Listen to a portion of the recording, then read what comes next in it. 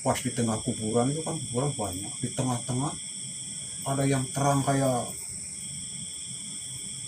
sekuburan aja, terang terang kayak lampu gitu. kayak lampu. Dari langit apa kuburannya yang nyala, Mbah? Kuburan yang nyala. Kuburannya yang nyala ya. Tapi kan dulu kan belum ada listrik. Saya juga heran. Iya. Ya saya jalan aja terus mendekati. Tapi kuburan kok ada orangnya rapat di keliling kayak gitu, gimana sih yang ngambilnya? Dikelilingi Sama-sama itu pocong. pocong. Ngeri ya, Mbah. Wah, ngeri banget. Lambahnya itu mau ke kuburan itu ngambil tanah.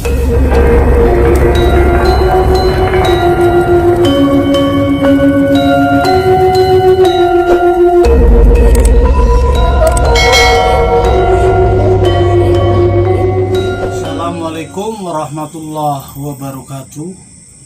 Salam sejahtera bagi kita semua. Salam budaya, salam kebajikan. Selamat datang di channel Mbah Kumis Sedak Sebul. Pada edisi kali ini Mbah Kumis mau mewawancarai korban dari kejahatan yang sangat biadab, yaitu korban santet. Inilah pengakuan korban kita bersama Mbah Nasihin. Selamat malam Mbah Nasihin. Selamat malam. Nah, ini nanti kita akan berbincang-bincang kronologi tentang santet yang pernah beliau alami. Monggo Mbah Nasihin ceritakan kronologinya. Kapan terjadi atau mengalami santet, itu terjadinya tahun berapa, Mbah?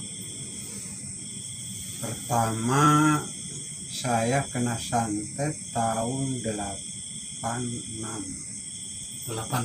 ya. Iya. Apa yang dirasakan, Mbah? Pertama-tamanya gimana? 86 saya punya anak satu.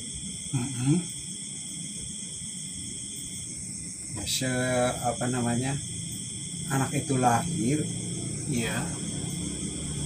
sampai 40 malam nangis aja, jadi saya ditungguin aja sama saya. Saya nggak pernah tidur, nungguin aja. Iya. Pas malam Jumat Kliwon ada yang jatuh di sudut kamar saya kayak bom aja. Kayak bom ya, Mbah? Iya. Saya kira orang-orang pada dengar, tapi nggak ada yang dengar, cuma saya doang yang ingat.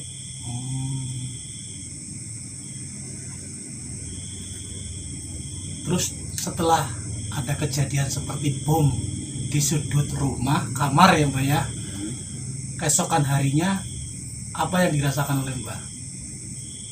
Saya meriang. Sakit. Itu langsung gimana rasanya? Lemas? Langsung meriang sampai 3 hari. Iya. Saya dari pinggang ke bawah lemes. Dari pinggang ke bawah lemes. Tapi masih bisa jalan? Nggak bisa jalan. Nggak bisa jalan sama sekali. Iya. Terus langsung ke dokter atau gimana Mbahnya? Ya, sama orang tua saya dibawa ke dokter. Iya. Dibawa ke dokter, kata dokter itu Sakit apa? Saya tanya sakit apa? Itu kok saya lemesnya kok cuma sepotong. Terus? Kata dokter dia bingung, ditanya sama saya. Ini penyakit lumpuh, nggak bisa diobatin, kata dokter. Paling bisa dipotong kakinya. Ya percuma kalau saya dipotong kakinya, mas ya nggak bisa apa-apa. Itu setelah 3 hari dokter langsung memfonis seperti itu atau gimana? Iya. Setelah 3 hari. Nah, Mbahnya rumahnya di Karangpucung ya waktu itu ya? Iya. Karangpucung, Cilacap, Jawa Tengah. Jadi ini Mbahnya rumahnya di Karangpucung, Cilacap, Jawa Tengah. Sakit, diduga kena santet, lumpuh dari pinggang ke bawah, dibawa ke dokter. Sampai mana Mbah ke dokternya? Ke Purwokerto. Rumah sakit apa? Iya.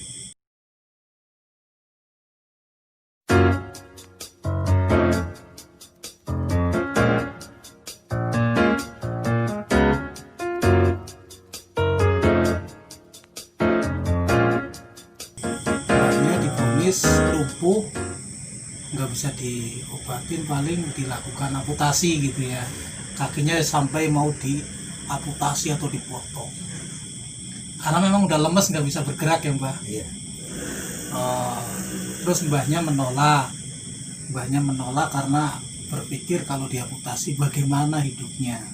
Kemungkinan akan menyusahkan orang lain gitu ya. Akhirnya mbahnya pasrah, nggak mau diamputasi, pulang lagi ke rumah ya mbah. Pulang Lagi ke rumah. Terus ikhtiar apa lagi mbah setelah itu? Nah, terus saya ikhtiar nyari orang tua. Itu setelah berapa minggu atau berapa bulan dari kejadian?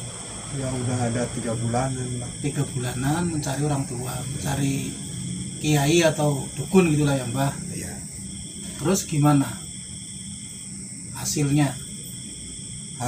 Hasilnya kan saya tanya siapa yang berbuat kayak gini, andai kata disantet sama orang Ya. atau penyakit biasa.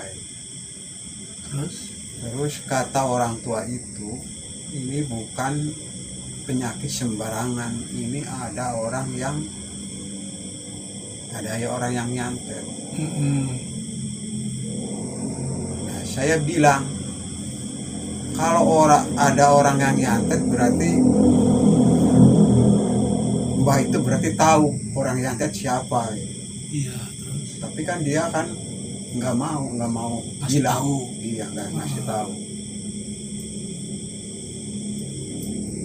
nah, terus solusinya diobatin atau gimana sama dukunnya, sama orang pintar itu? Diobatin, tapi nggak ada ininya, Nggak ada perubahan. nggak ada perubahan. Nah itu mbahnya lumpuh berapa bulan lamanya mbah?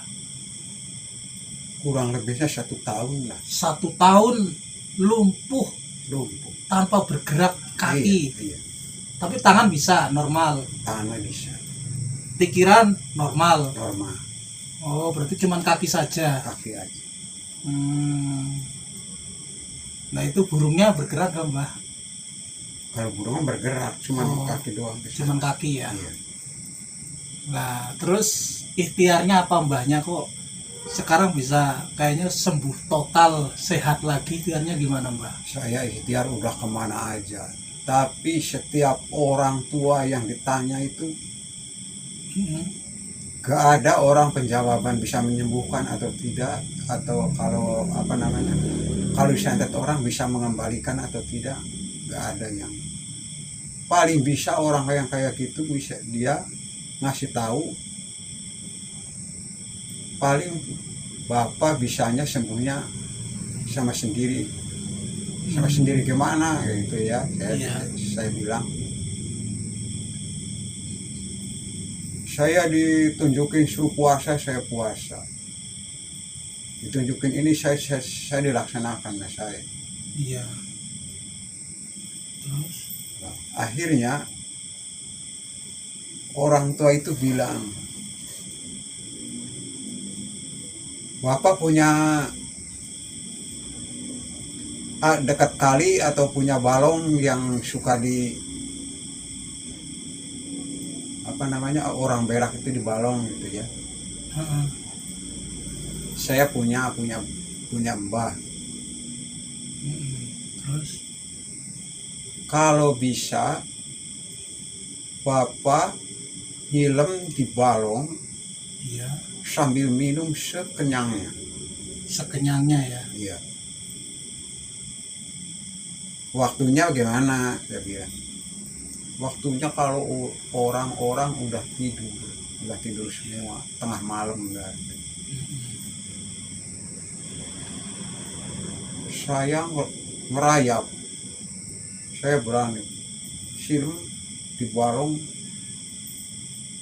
minum sekenyangnya sampai saya nggak kayak orang pingsan lah. Saya tiduran. Berarti minumnya campuran dengan kotoran manusia itu ya. Sekenyangnya itu sampai berapa hari, Mbah? Sekenyangnya ya besok juga ya udah nggak ini. Berarti cuma satu malam lakukan itu. Satu malam doang. Satu malam.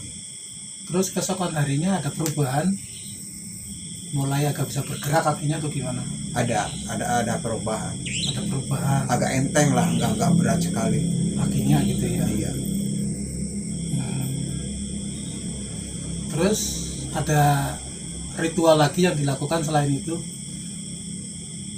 Nah itu nyemplung ke kolam setelah lumpuh berapa bulan, Mbak, kira-kira, Mbak? Kira-kira udah 6 bulanan. 6 bulanan ya. Terus setelah ritual atau melakukan mandi di kolam dan meminum air kolam yang ada kotoran manusia yang biasa buat berak, kalau di kampung-kampung kan ada kakus namanya. Jadi kolam ikan, di situ ada pembuangan air besar manusia. Lah itu mbahnya mandi di situ, menyelam sembari minum air yang dicampur dengan kotoran manusia. Itu satu malam ya, Mbak ya. Iya. Setelah lumpuh 6 bulan, sedulur. Lumpuh 6 bulan, minum itu, keesokan harinya ada perubahan ya, Mbak. Bisa jalan langsung atau masih diseret-seret? Ya jalan langsung mah enggak, tapi kan bisa bergerak lah si kaki. Kaki bisa bergerak. Iya, enggak lemes banget lah. Terus ada ritual lagi yang lain, Mbak? Nah, sesudah itu udah ganti bulan Iya. berubah, saya udah agak bisa jalan lah, pakai itu juga bisa masih. Pakai tongkat maksudnya? Iya. Pakai tongkat. Terus sampai 9 bulanan lah. 9 bulan Udah bisa jalan tapi enggak maksimal. Terus saya tanya lagi sama orang tua itu yang ngasih tahu. Saya udah berhasil, Pak, tapi saya belum ini banget. Tapi gimana selanjutnya? Normal lagi atau enggak?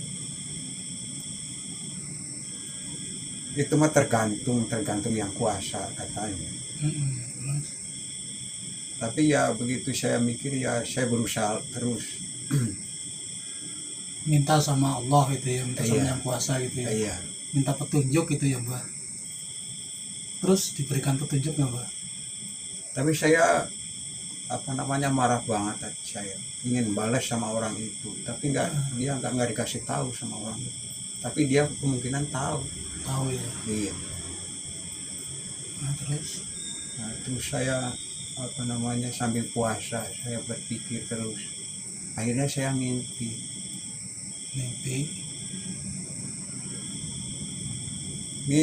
kalau mau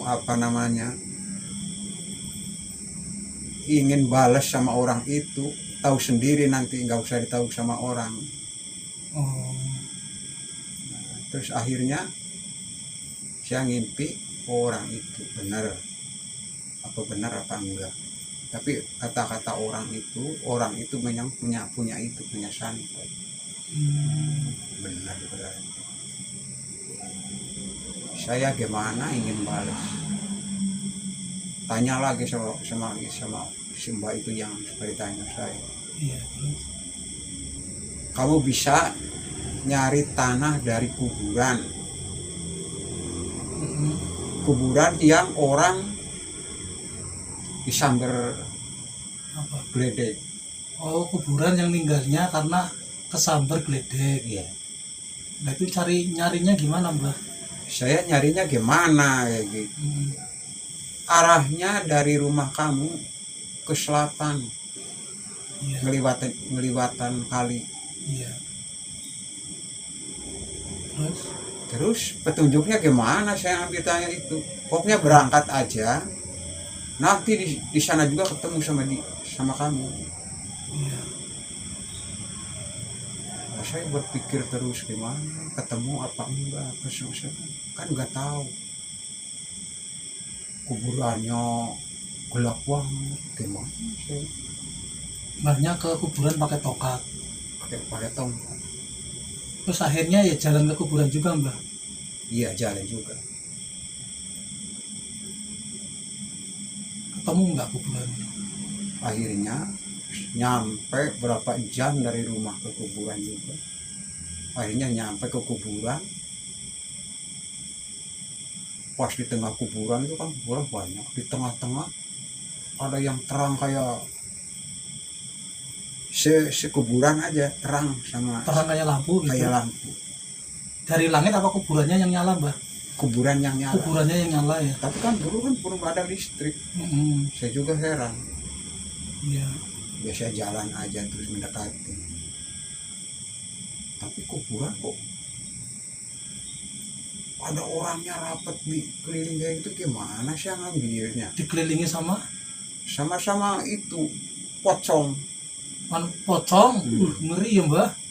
Wah, ngeri banget. Mbahnya itu mau ke kuburan itu ngambil tanah, Ngambil tanah. tapi kuburannya dikelilingi sama pocong. Nah, Rapet jipet rapet, tapi kan kaki mah kan ya nggak rapet banget lah. Kita di bisa antara pocong satu dengan pocong yang lain masih ada sela gitu ya. selah masih bisa kepala kita masuk lah. Oh. Soalnya kan ngambilnya bukan pakai tangan, pakai mulut. Nah itu nanti, tapi mbahnya berhasil ngambil tanah. Berhasil sampai dapat segini.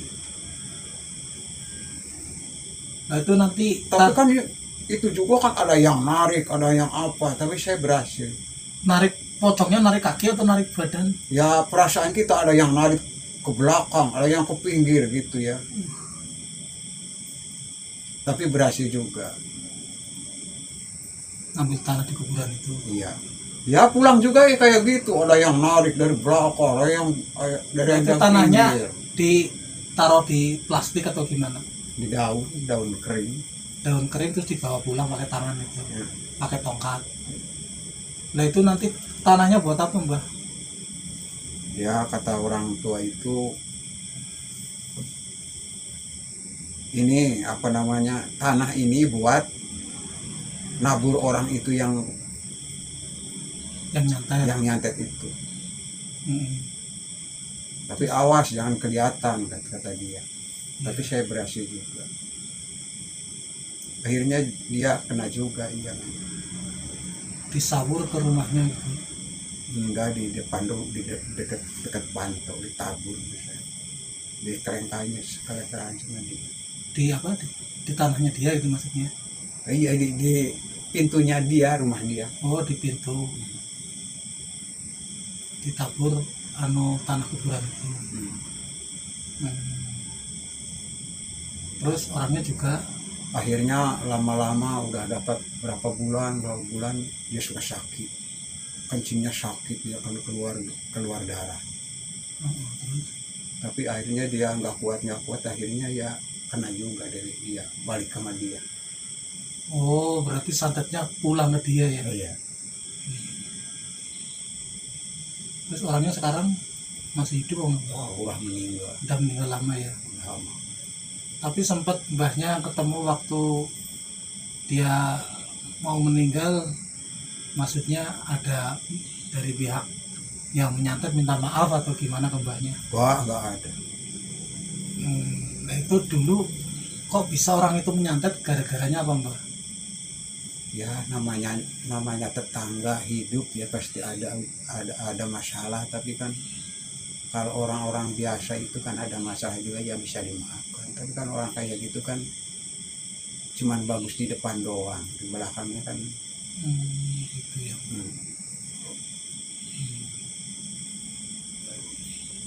Berarti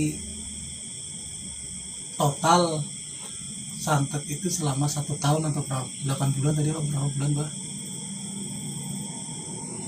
Saya Mengalami kelumpuhan total itu. ya setahun lah, kurang 1 tahun ya. Nah perubahan setelah jenengan mbahnya sembuh, apa ada perubahan berat badan atau gimana? Ya dulu kan pada waktu itu kan saya badan gendut ya, Berapa kilo mbah? sampai 80 kiloan. 80 kilo ya. Sekarang berapa kilo mbah? Sekarang paling 50 juga nggak ada paling. Oh, gitu ya. Tapi mbahnya sekarang sama orang yang menyantet mbahnya sudah memaafkan belum? Kalau saya sih ya Bukan udah, ya. tapi dia mah kan nggak ada yang namanya saya mengakui saya salah, saya berbuat kayak gitu kan, dia mah Ya, tapi sama mbahnya sudah dimaafkan lah ya ya. dimaafkan. Sudah.